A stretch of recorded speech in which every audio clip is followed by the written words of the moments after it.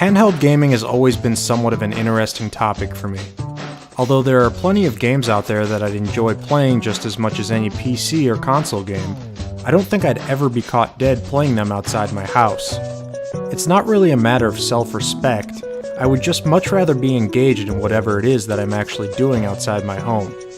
Even though I may actually enjoy all of these handheld games, smartphones seem to be a step behind dedicated gaming handhelds due to an extremely limiting platform and control scheme. Superbrothers Swords and Sworcery EP was released for the PC in April of 2012. It was originally an iOS game, but due to the tremendous response and hype the game received after its initial release, the developers couldn't help but put out a more accessible version. The game attempts to mix together a point-and-click adventure and an RPG, but often doesn't feel like it achieves either. You see, Swords and Sworcery is barely a game. There's very little freedom of choice. Movement is controlled by either double-clicking on a spot or clicking and holding. You can double-click on points of interest and examine them, but they often add almost nothing to the story or atmosphere, unlike similar point-and-click games. There's a bit of combat here and there, but it's a simple matter of timing a couple of clicks, which correspond to your sword and shield. Superbrothers has a few puzzles here and there, but they're mostly click the correct pixel puzzles and offer little challenge or intelligence.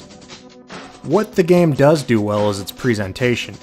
Graphically it's decent, but it never quite amazed me as there are some uneven design choices. For example, the clouds in the background to the levels never quite match up to the pixel art in the foreground. It's an interesting art style which I haven't really seen in a long time, but I felt like it was trying to be retro for the sake of being retro.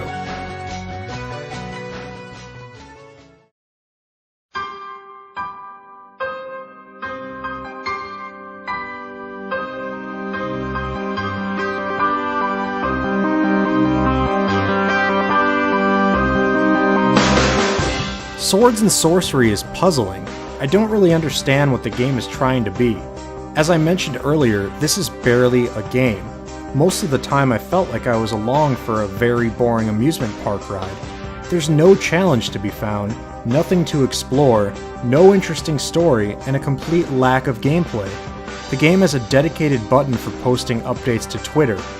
I'm not quite sure I'd ever want a friend to know that I managed to walk from point A to point B in an indie iOS game. There's also a place in the game where you literally cannot progress without playing it on a certain day. That's right, you cannot finish this game without deliberately waiting. The game is also criminally short, clocking in around 2 or 3 hours at the most. It seems like Swords and Sworcery was meant to be less of a game and more of an interactive piece of music. There's a long soundtrack in the game which complements the environments nicely. Some of the tracks were rather hit or miss, and the album as a whole never quite got me hooked like the Bastion one did. Superbrothers Swords and Sworcery EP represents everything that's wrong about gaming. It's a shallow piece of work that barely has the right to call itself a game. I often wonder whether or not the limitations of the smartphone platform impact gameplay. Superbrothers doesn't really do anything to comfort my worries. I truly fear for the future, where gaming needs to be an audio-visual experiment instead of an actual game. I don't often give this kind of recommendation, but I highly suggest keeping your money and using it for one of the thousands of superior indie games available on Steam.